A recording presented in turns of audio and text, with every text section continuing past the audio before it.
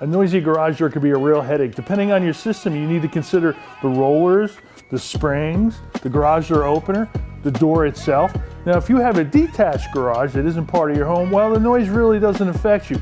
But if the garage is part of your home, adjacent to your basement, or you have living space above it, this noise can be disruptive and very distracting. So let's go over the parts and pieces for virtually silent garage door. Now consider the Liftmaster 8500W residential jack shaft motor. Now this motor has no rail, so there's no trolley going back and forth. There's no chain or belt to make any noise. It mounts directly to the end of the torsion system, so there's no vibration radiating through the ceiling, and it's a DC motor, so of course it's quiet. Now runner-up would be a belt drive DC Liftmaster motor. Now it's a belt drive, so substantially quieter than a chain drive. It's a DC motor, so of course makes less noise than the AC motor. Now the reason the belt drive isn't my first choice is because it is mounted to the ceiling and it does have a rail that moves a trolley back and forth, so the vibration or noise could be transmitted through the ceiling. Now when it comes to choosing a spring type, of course, I'm going to choose Torsion, and you may say, well, why Torsion? Well, Torsion has less moving parts, so of course there's less to make noise.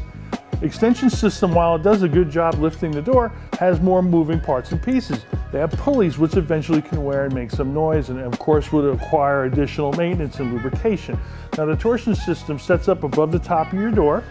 Okay, so it's a safer system because if the spring breaks, it is attached to the torsion tube, so it can't go anywhere. Now an extension system needs a safety cable to keep that spring safe from hitting anyone if it ever broke. Now another reason to choose Torsion is because if you want the jack shaft, which I told you before was the quietest motor, it requires you having a torsion system, so you really can't have one without the other. Now when it comes to garage doors, you have three options for rollers. You have a steel roller, but due to its steel construction and a steel track, well, it makes a lot of noise. You have a plastic roller. While it doesn't make a lot of noise, it doesn't have any bearing, so there's nothing to lubricate, and it's not always the smoothest option. The third option is a nylon roller, which in my opinion is the best option. Due to the nylon construction, it's quiet, it has a sealed bearing inside of it, never needs lubrication, which ensures it's always going to be a smooth working door. Now when it comes to garage door material, while steel is very sturdy, especially a 3-layer construction door, unfortunately is not the quietest choice. Parts and pieces tend to wear a little bit, and well, they transmit right through the door, and it's amplified by the steel construction. You end up with a much louder and noisier door than you should have. Now, wood and vinyl composite garage door material, these are the best options for a silently working garage door.